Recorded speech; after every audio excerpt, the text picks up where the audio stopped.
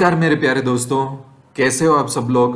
Nifty और bank Nifty के India में सबसे सिंपल प्राइस एक्शन एनालिसिस में आप सबका बहुत बहुत स्वागत है। दोस्तों आज भी मैं थोड़ा ये डिटेल में वीडियो पोस्ट करूंगा। मैं आपका 5-10 मिनट ज़्यादा टाइम लूंगा, उसके लिए मैं सॉरी। हम लोगों के आसपास आजकल ज़्यादा टाइम नहीं होता है, पर सिचुएशन मार्केट में ऐसी हो रही है कि मुझे क्वेरीज इतनी आ रही है, तो बेटर है कि हम थोड़ा अच्छी तरह से चीज़ों को एनालाइज करें। अ, कल से या तो परसों से मैंने आपको बोल दिया था कि हम अब बाय ऑन डिप स्ट्रेटेजी नहीं फॉलो करेंगे। यस, मैंने क्या बोला था कि अब 50-50% सिचुएशन हो गई है। यस, ऐसा बोला था। और हमने क्या डिसाइड किया था कि अब हम लेवल बेस्ड ट्रेडिंग करेंगे। ठीक है, मेजर ऊपर का लेवल तोड़ता है तो हम ऊपर चले जाएंगे, मेजर नीचे का लेवल तोड़ता है तो हम नीचे की तरफ चले जाएंगे।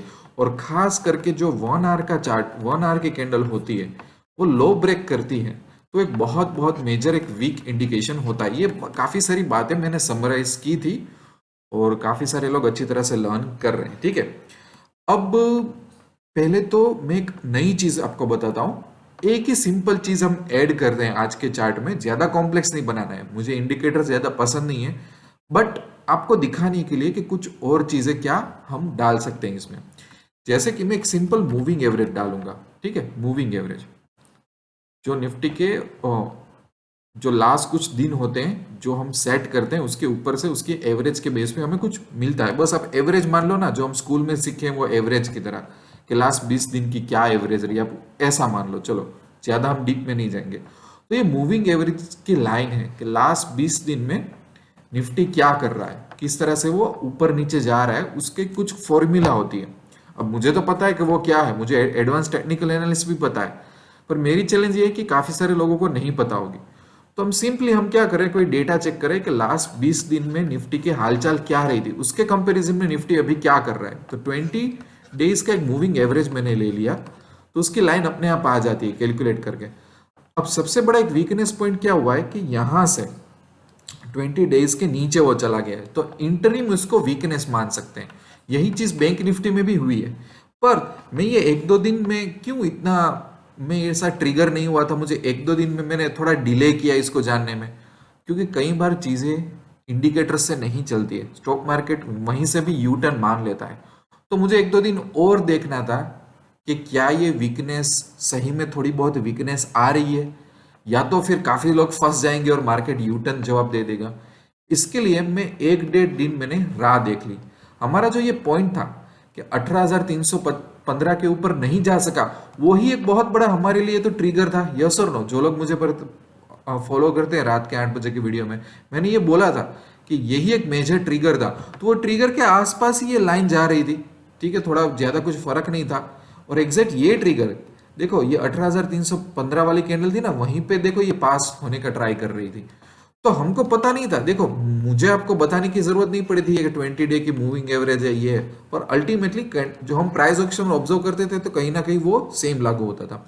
अब मैं आपको चार्ट में दिखा रहा हूँ, कई बार आप ये भी एनालिसिस कर सकते हो कि कोई भी इंडेक्स में है तो स्टॉक में इंटरिम ट्रेंड कैसा चल रहा है, कुछ दिनों का ट्रेंड तो वीकनेस बता रहा है, राइट। तो ये एक बात कंफर्म होती है।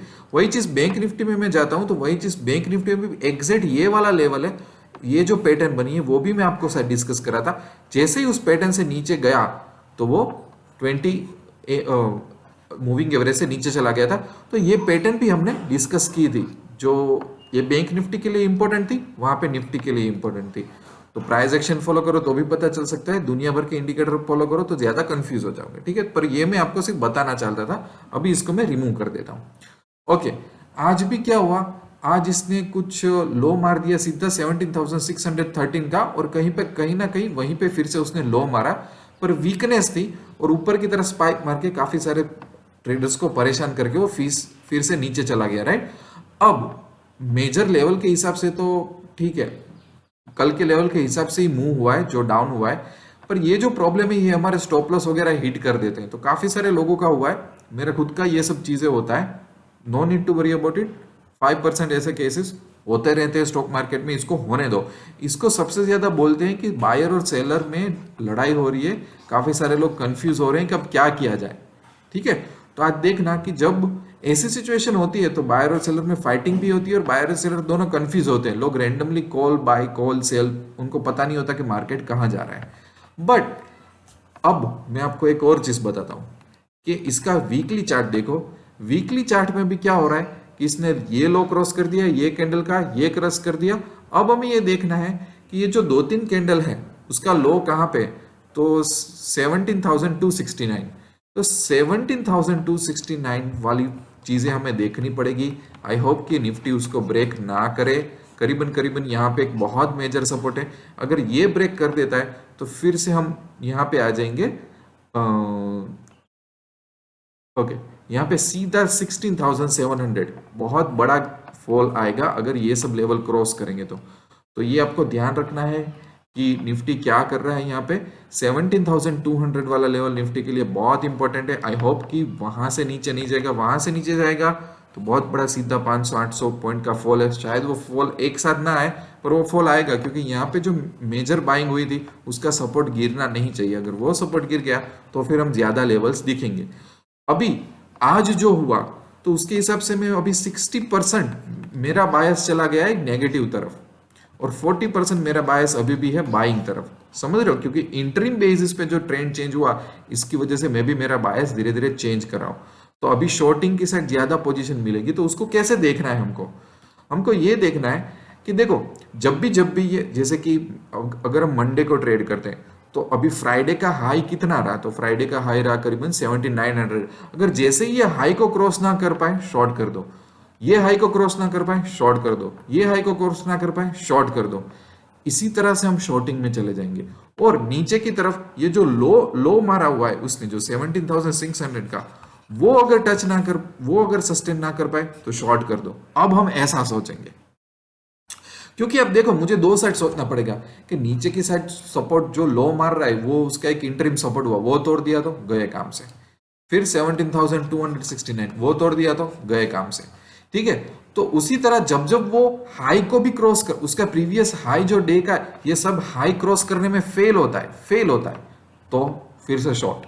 दूसरा कि ये मेजर चीज है, उसको अगर ऊपर आना है, मार्केट को टर्न अराउंड लेना है, तो सबसे पॉइंट है कि ये उसको क्रॉस करना पड़ेगा। ये सब कौन से लेवल है, 18,315 वाले। ठीक है, और एक बात, जब तक 18,315 को क्रॉस नहीं कर लेता इसका ट्रेंड हम वीक मान सकते हैं। भले दो तीन दिन हमको ऊपर के साइड पोजीशन मिलते रहे। ओके, ये एक दिमाग में डाल लो ये चीज। ओके, अब जाते हैं बैंक निफ्टी में। बैंक निफ्टी में भी हमें किस तरह से सोचना है कि ये जो 41,300 का लेवल था, जब तक वो फिर से क्रॉस नहीं करता है, इंटरिम ट्रेंड उसका भी कंपैरेटिवली वीक ही रहने वाला है। और उसमें भी आज सेम ही चीज हुई, सेम ही पैटर्न हुई। ठीक है, और उसने भी लो कितना मार दिया, 38,400 का। तो यहाँ पे देखो ये कहाँ तक आ गया है, 38,400, मतलब करीबन यहां तक। ये जो गैप अप उसका हुआ था ये भी उसने क्लोज कर दिया यहां तक, ये पूरी मूवमेंट उसने कैप्चर कर ली। ठीक है, अब जैसे ये टिक नहीं पाता है, चलो तो कौन सा आएगा, 38,200, फिर 37,700। ये सब जहां पे मेजर बीडिंग हुई है ये सब लेवल वो नीचे की तरफ लेता जाएगा अगर उसको गिरना है तो। ठीक है, निफ्टी के कंपैरिजन में बैंक निफ्टी 39,100 200 के आसपास क्लोज हुआ है, तो वो ज्यादा अच्छी चीज है कि क्या हो रहा है। बट उसको इमीडिएटली फिर से ये हाई क्रॉस करना पड़ेगा, ये हाई क्रॉस करना पड़ेगा, कम से कम ये हाई तो क्रॉस करे, ये हाई तो क्रॉस करे। हम अपने को सोचना कैसे है, मैं सोचने का तरीका बता रहा हूं। और फिर से अगर ये लो ब्रेक कर देता है तो शॉर्ट में चले जाओ। इस तरीके से अपने को सोचना पड़ेगा तो ही हम ट्रेड ले सकेंगे। ठीक है, वीकली में चले जाते, वीकली में इसने बहुत बड़ी एक रेड कैंडल देगी, मैं इतना ज्यादा फिर भी चिंता नहीं करूंगा। पर यहाँ पे जो सपोर्ट है ये कितना है, 37,700 का। ये देखो 37,700 के आसपास, 37,600 के आसपास काफी सारा उसका सपोर्ट है। ये कम से कम नहीं टूटना है, ये टूटेगा तो फिर भी हम फॉल की एक्सपेक्टेशन हम कर सकते हैं। इस तरह से हमको बैंक निफ्टी में सोचना है, पता चल रहा है। ओके, अब मैं आपको एक चीज बताऊं, 2 दिन पहले का वीडियो जाके देख लो, मैंने ना 27 या 28 सितंबर को मैंने आपको बोला था मैकडॉवेल्स के बारे में, वो देख लो आप वीडियो, कंफर्म कर लो। मैंने बोला था कि जब तक ये इस कैंडल के ऊपर रहेगा ना तब तक उसको बहुत अच्छा मूवमेंट मिलेगा, और उसको मिला। अभी यहाँ पे क्या हुआ कि थोड़ा उसको आज गिराने की कोशिश की, नीचे लाने की कोशिश की। ठीक है, 10 रुपीज ये कैंडल से नीचे चला गया, जैसे नीचे चला गया ना वॉल्यूम आके फिर से उसको ऊपर जाने दिया। ये होती है खूबी प्राइस एक्शन की, कि चीजें कैसे प्ले आउट हो रही है। अब देखो क्यों ऐसा क्यों हो रहा है, सिंपल लॉजिक है। यहाँ पे 1 आवर की कैंडल जो इतनी बड़ी बड़ी है उसके ऊपर वॉल्यूम भी इतना अच्छा आया हुआ है, तो यहाँ पे इतनी बायर्स है वो जल्दी से उसको नीचे नहीं जाने देंगे, क्योंकि वरना उसको लॉस हो जाएगा उन लोगों को। समझ रहे हो, वही चीज प्ले होती है अभी भी। जब तक ये कैंडल का जो लेवल है ना, मैं आपको बता रहा हूँ 897 के नीचे जब तक क्लोज नहीं होता है, या तो बहुत वॉल्यूम के साथ उसको ब्रेक डाउन नीचे नहीं होता है, तब तक इसमें बहुत अच्छा मूव आएगा। और मैकडोवेल्स अच्छा स्टॉक है, वो निफ्टी से थोड़ा इतना रिलेट नहीं करता है। तो कई बार अगर निफ्टी में जब अच्छा ट्रेंड ना चल रहा हो तो हम निफ्टी नेक्स्ट 50 वगैरह स्टॉक में ट्रेड करना भी चालू कर सकते हैं। ये भी एक टेक्निक है जो आप अपना सकते हो। ठीक है, बात करते हैं रिलायंस की। रिलायंस का अगर मैं आपको याद दिलवा दूं, रिलायंस की ये जो 2 कैंडल थी ना, 2585 मेरा वीडियो देख लो, मैंने बोला था ये इंपॉर्टेंट है, आई होप कि उसके नीचे ना जाए, पर उसके नीचे गया। इसके नीचे गया मतलब क्या है कि इसका मेजर सपोर्ट तोड़ दिया। जैसे मेजर सपोर्ट तोड़ा तो सीधी डाउन साइड मूवमेंट आ गई। जितने भी लोग शॉर्टिंग में कंफर्टेबल हो तो मेजर सपोर्ट टूटता है तो अपने ले सकते हैं। मैं कई बार शॉर्टिंग क्यों सजेस्ट नहीं करता, क्योंकि मुझे पता है कि मेरे वीडियो देखने वाले काफी लोग बिगिनर्स होंगे, उनको शॉर्टिंग का कंसेप्ट समझ में नहीं आता है, कई बार लोग फंस जाते हैं, चैलेंजिंग लगता है। तो बेटर है कि आप वो कंसेप्ट फॉलो ना करो। पर अगर मेजर सपोर्ट यहाँ पे टूटता है तो सीधा कैसे नीचे चला गया, और ये वाला एक और सपोर्ट था वो भी टूट गया तो सीधा नीचे चले गए।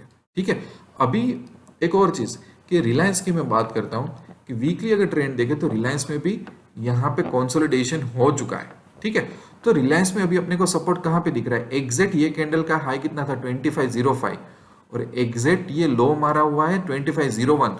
तो जो 2500 है वो एक बहुत बड़ा सपोर्ट है, समझो आप। अगर ये 2500 के नीचे चला जाएगा तो और मूवमेंट आएगी डाउन साइड, पर अगर टिक गया वहां पे क्लोजिंग नहीं दिया तो फिर से अप साइड मूवमेंट आएगी। यस और नो, एक सिंपल तरीका है। एक और मैं चीज आपको बताऊं, जुबिलेंट फूड वर्क्स के बारे में कुछ बताना चाहता हूं मैं आप लोगों को। ठीक है, एक चीज देखते हैं जुबिलेंट फूड वर्क्स के। जुबिलेंट फूड वर्क्स का यहाँ पे हाई कितना है, ये कैंडल का, ये कैंडल 1 आवर की कैंडल है, और जुबिलेंट फूड वर्क्स का हम लोग वीकली चार्ट एनालिसिस कर रहे हैं, राइट। और जुबिलेंट फूड वर्क का यहाँ पे बहुत बड़ा वॉल्यूम आया था इस वीक में। ये कैंडल का हाई जुबिलेंट फूड वर्क में है 3638, कितना है 3638, ओके। और इसने लो कितना मारा था 3590। ठीक है, मैं यहाँ पे लिख रहा हूँ 3590, मतलब इससे 20-30 रुपए नीचे चला गया। पर वैसे ये स्टॉक इतना बड़ा है तो 20-30 रुपए इसके लिए मायने नहीं रखता। बट क्लोजिंग कहाँ पे हुआ, क्लोजिंग हो गया 3639 पे। तो कहीं ना कोई तो लॉजिक होगा कि ये कैंडल का हाई था 3638, मार्केट ने क्लोजिंग दिया 3639, मतलब एक अच्छा क्लोजिंग दिया है, मेरे हिसाब से एक अच्छा क्लोजिंग दिया हुआ है।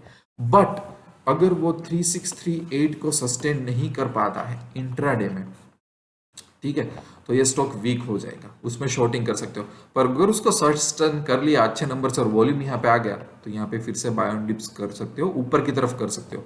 पर ये लेवल देखना, अगर ये लेवल टूटा तो फिर से यहाँ पे चला जाएगा ये स्टॉक, तो ये भी ध्यान रखना। ठीक है, तो निफ्टी में अच्छी तरह से मैंने सब कुछ बता दिया, बैंक निफ्टी में अच्छी तरह से बता दिया, एक 20 डेज मूविंग एवरेज लेके भी बता दिया कि इंटरिम ट्रेंड कैसा चल रहा है, मैकडोवेल्स का जो अच्छा चला वो भी क्यों अच्छा चला उसका मैंने लॉजिक बता दिया 1 आवर की कैंडल यूज करके।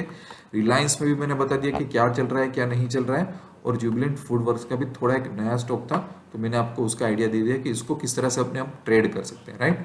सो आई होप कि काफी सारी आप लोगों को इनसाइट्स मिली होगी।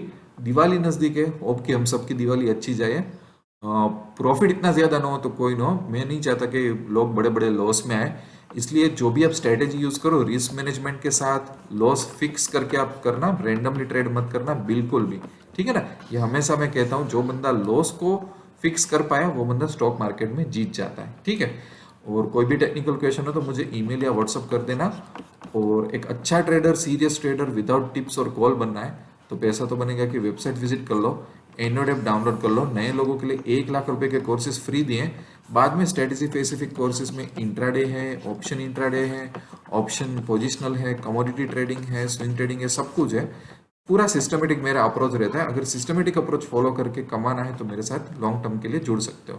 बाकी आपकी क्वेरीज मुझे मिलती रहती है, क्वेरीज पूछते रहना तो ज़्यादा मैं चीज़ों को इंप्रूव कर सकता हूँ, मैं भी सीख सकता हूँ।